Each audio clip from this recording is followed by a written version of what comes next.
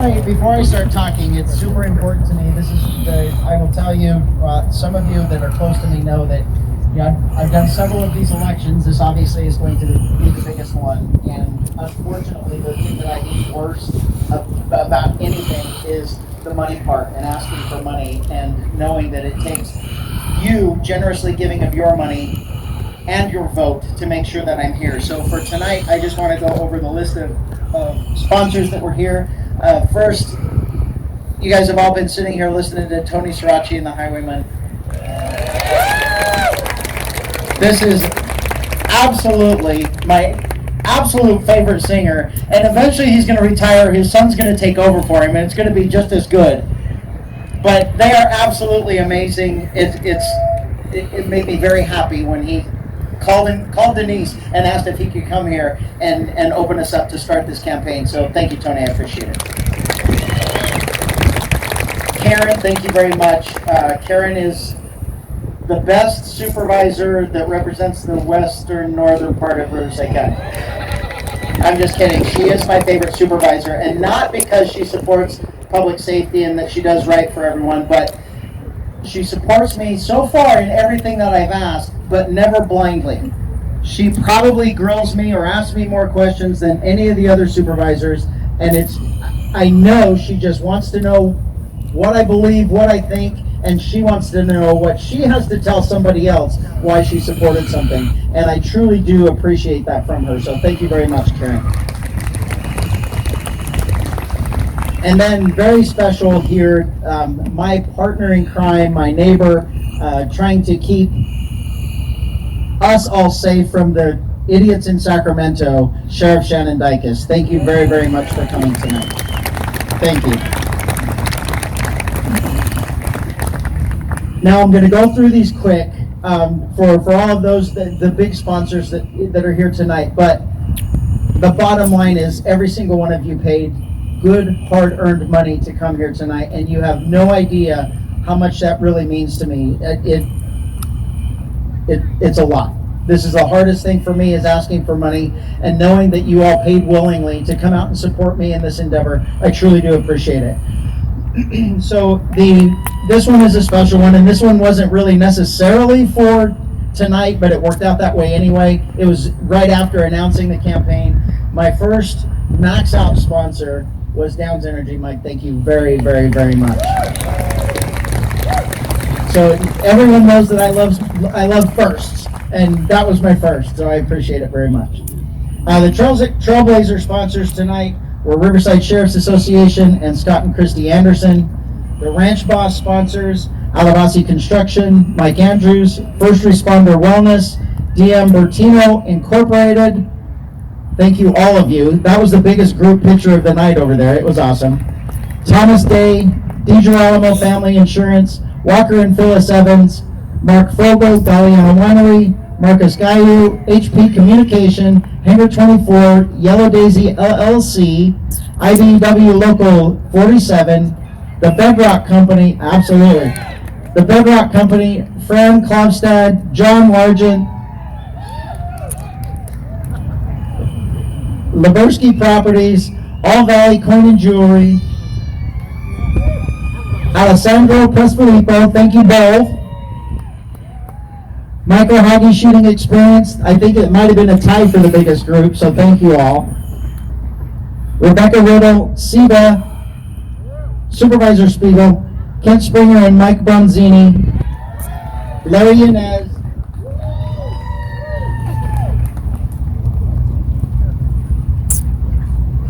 I love that it's 2 pages, thank you. The rodeo sponsors, Shade Awad, Redwood Private Security, Jenny Hedeen, Jeff Lindley, Mr. Carl Pongs, and Dr. Marlene Salazar Pongs. I need a light. Peter Pajan, Courtney Tomer. City Slicker sponsors are Danny Arona, Daniel Atwood, Charlene Brash, Frank Cannon, David Castle, Mark Cooper, Sheriff Shannon Dykes, Andrew Garcia, Donald Hart, Angie Jimenez, Jennifer King, Alicia LaFone, Jeannie, wow, I should have looked first. Jeannie, say it. Marcinism. Now, just so you know that I'm not kidding, I'm going to spell it. Jeannie, where are you? Say it out loud.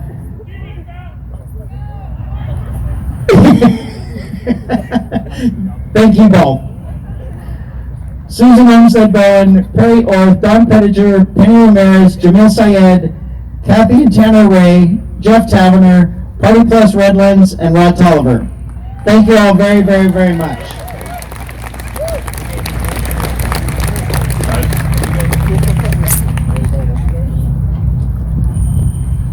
Special thanks to RJ and Adrian for allowing us to have it here.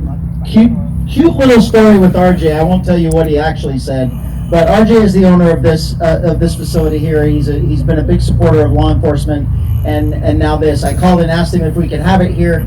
He said yes, and he said that he was playing the politics, and he said he has to be careful because of everything and just the other side and haters and everything else. And so I said I get it, and it's all fine, and we hung up the phone. And about 3 days later, he called Denise and said, I don't want to call and bother Chad, but I thought about it and F it. He said our state is almost finished, and if we don't stand up and do the right thing, it will be. So I'm all in. Come have it at our place, and he's going to support us in this campaign. So I appreciate RJ and his wife. That's the most important. This wouldn't be possible without my beautiful wife, Denise, and my family that's here. I will tell you that this was the hardest decision for me to make, not because I wanted to give up the perfect job that I already have, leave the perfect county where I already live, my neighborhood and everything else. I know what this is going to be for the next 22 months. It's going to be ugly, it's going to be full of lies, it's going to be full of drama, and it doesn't bother me a bit, but I know it does my family. So I left it up to my family of whether or not this was going to happen. And all of the kids and Denise had to say yes. So I appreciate all of them. I think the kids were pressured into it, but Denise, it really was hers. And so everything for this, to make this happen, everybody that helped, all of my second family from work that came here today and helped set everything up, that's here tonight. Denise, thank you very much for everything. I couldn't do it without you. I love you much.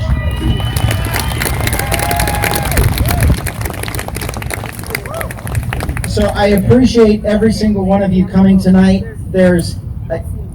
I would like to say it's local, but it's not. We have from every county in Southern California, there is someone here from every single county, and we actually have someone that came as far as Sacramento County. Wow.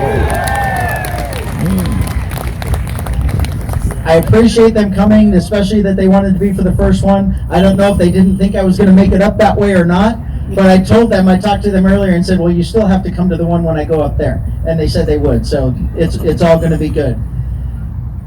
After I announced several weeks ago, I was absolutely overwhelmed, overjoyed, and very much encouraged by the amount of support that we received from all across the state.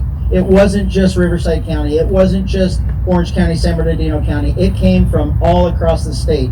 And the best part about it was some of the people reaching out to help with the campaign, or some of them that were emailing or signing up online, went above and beyond to let us know that they were Democrats. Ooh. I'll tell you why that's important to me. Because I'm not doing this for Republicans, I'm not doing this for Democrats, I'm not doing this for independents, I'm doing this for every single one of you Californians. Yeah! It's not going to be a secret what you're going to get when I get there. I think I'm pretty much an open book. And I think everyone across the state knows that, but it's been mentioned a couple of times tonight. I've said it several times in the last several weeks. Sacramento, the biggest thing that they are missing in Sacramento is pure common sense. And I promise all of you that that will be injected hard into Sacramento. It doesn't take rocket scientists to run our government. It takes someone that cares more about Californians than they care about special interests and they care about their own personal agendas. And that's what I'm going to take when I get there.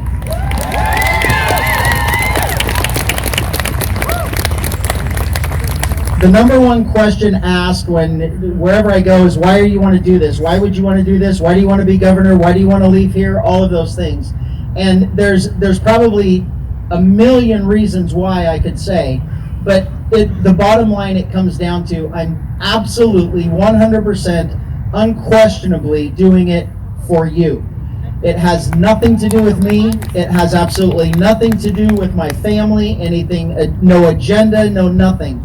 I have the perfect life. You all have given me, for all you Riverside County people here, you all have given me the perfect life here.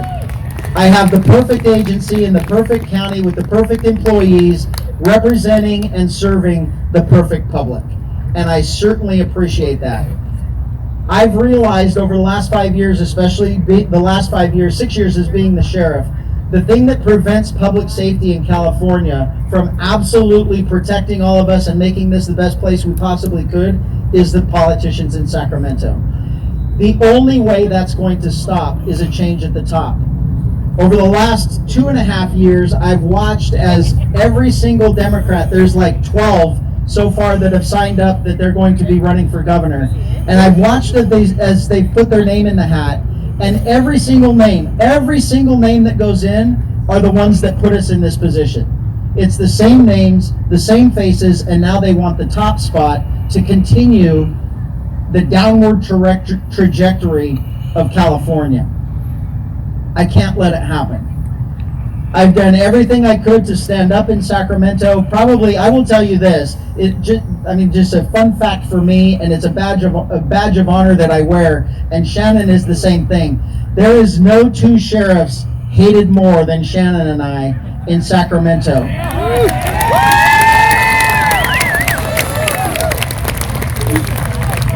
And it makes us smile when we see each other there, or when we go up there together.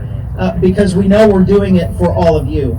And this truly is something that I'm just doing it for all of you. I'm doing it for all of, not only you personally, but your kids and your grandkids. Because I came here in 1989 to live my California dream, and I achieved it. I moved here from a different state, a town of 1,200 people, and I moved to Southern California. I've been here since '89. Got a job, married a beauty queen, bought a house, several houses since then. For any of you young people that are out here, buy one house and stay in it forever. Don't keep buying houses. You regret it, every single one. I don't know why I went on that tangent, but I did achieve my California dream. My life is perfect. It's almost over. I would like to go into retirement. And I will tell you this, if I was doing something for myself, I would retire and I would live happily ever after. I can't do it. I can't do it. I'm doing this for my kids, I'm doing this for your kids, and especially the grandkids. Yeah.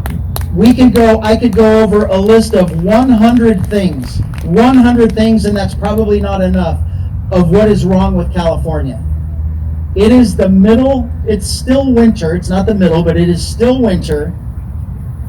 It is the middle of March, and most of you are in short sleeve shirts. We're out here in the dark. California has one thing and one thing going for it right now, and that's the weather. And that is what keeps us all here. The environment, the mountains, the desert, the ocean, the valleys, no matter what it is, California is a beautiful state. The weather keeps us here. And we put up with a lot of garbage just to stay here. And we've been taken advantage of for far too long. Our schools are the absolute worst in the nation. I think there may be one state that's worse than us as far as education goes. But we spend more money per capita per student than any place in the country. And our education levels of our kids are near last. We are failing our kids. It's not the teachers that are failing our kids. It's not their parents that are failing our kids. It is our government, and it is our government leaders and a government agenda that is failing our kids.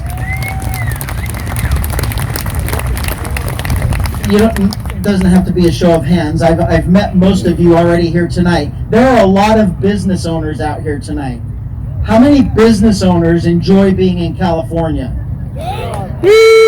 Next to none. They're here because they just don't want to leave. The draw to California is strong, and they just don't want to leave. But the government is doing absolutely everything they can to harm their businesses, either force them out of business, stop them from expanding, stop them from growing, or worse, even opening a business. They're either closing or they're moving to other states. It isn't because of our workers. It isn't because of our business owners. It isn't because of our public, our constituents that go into those stores, the patrons that go into those stores. It's because of our government.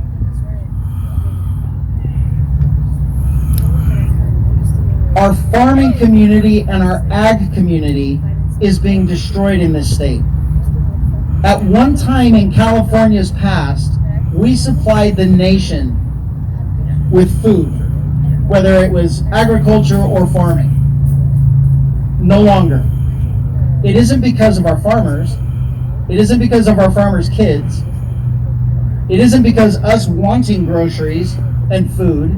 It's because of our government. Government regulation on our farmers, government regulation on our water that prevents them from watering their crops or their animals. They can pay more for it, but that puts them out of business.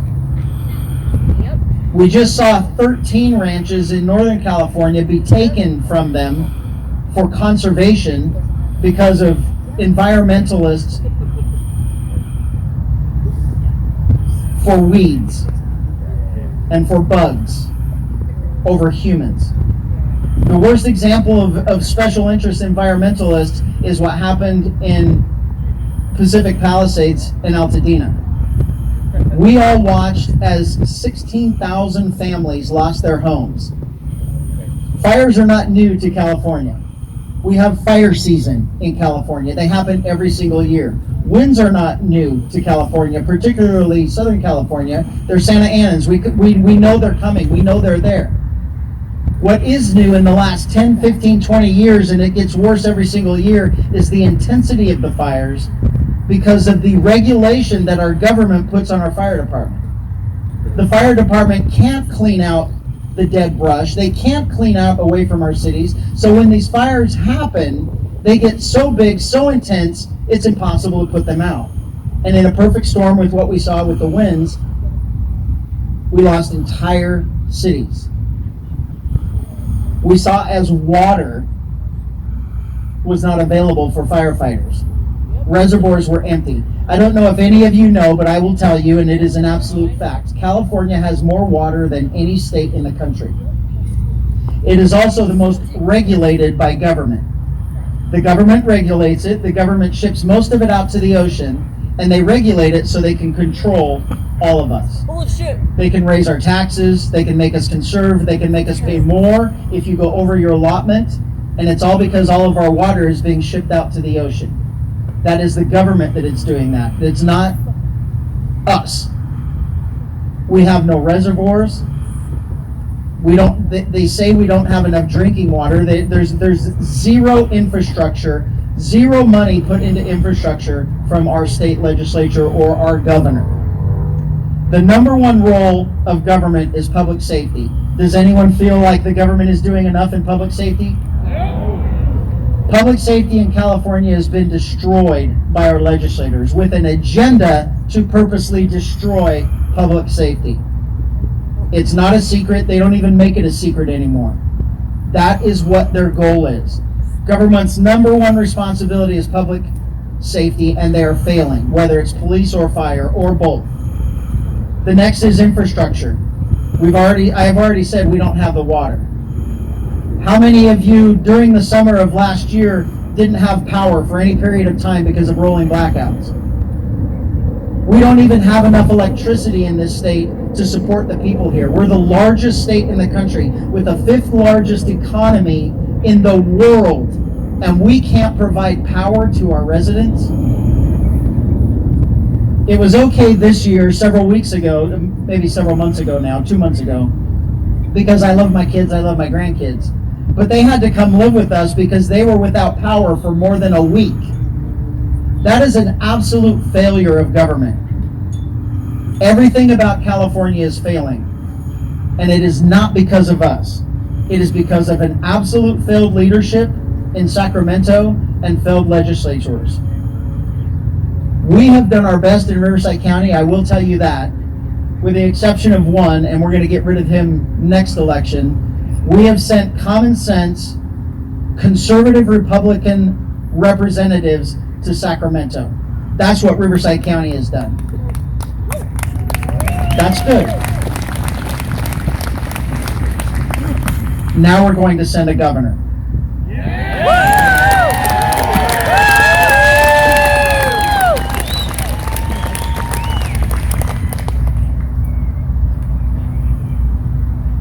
If I went to each and every one of you, we would all have the same stories of what's wrong, of what needs to be done, and how it can be fixed. It is not rocket science. So when I sit up here and I say, I will go there and fix it, I'm telling you I will fix it. Really quickly, there is what I've repeated over and over. I believe that God gave me a gift. He gave me many gifts, and I'm grateful for all of them. But one of those gifts is what makes all law enforcement successful if you're going to make it an entire career. And it's the inability to put yourself before others. Every single one of us were given a internal mechanism of fight or flight. When we are posed with disastrous situations, we are supposed to run away from them. That's what we're designed. If you can't run away or if you can't get away, then you fight. Law enforcement can't have the runaway thought process. We are nothing but fight. And we don't care about the outcome. We don't think of the consequences. Unfortunately for my family, I don't think of the consequences when I put myself in a situation to help someone else that could harm me or could harm them. It's just something that we were gifted with. So for 32 years now, every single day of my job is about fixing emergencies. Every single 911 call is an emergency. We have to go there, get the information, and we have to fix it. Nobody's asking us how we're going to fix it because we don't know until we get there, because every situation is different. But what we know is we're not leaving until it's fixed. Even in the position that you have put me in now, every single day there is something. I can't tell any one of you how I'm going to fix tomorrow's disasters because every single one of them is different. But I can tell you this, we fix them before the day's over. So when I tell you that I absolutely know, just like all of you know, what is broken in Sacramento, I tell you, I don't have to tell you how I'm going to fix it, just know it's going to be fixed. The government regulations that are destroying our businesses, destroying our workers, destroying our gas prices. Does anybody think in the morning how easy it would be to just drive 3 hours from here just to go to Arizona or Nevada so we can pay $2 less per gallon of gas? It's almost a mathematical thing now. It's going to be cheaper if we drive to Vegas to get gas. That is because of government regulation. So how am I going to fix it? Remove the government regulation. It's not a law, it's a regulation. All of these regulations can be removed with a stroke of a pen. The governor has admitted, the mayor of Los Angeles has admitted that CEQA is a disaster that is preventing not only all of the effort from our fire department to protect our communities, but it's protecting everybody that lost their home from building, it's preventing everyone that lost their home from building their home. It's going to take 3 to 5 years to replace those homes. Any builders in here? Does it take 3 to 5 years to build a house? No. It could be done probably in a month if you really wanted to. 3 to 4 months in a regular process. But in California, it takes years because of the regulation. Those regulations are going to be removed as soon as I get there.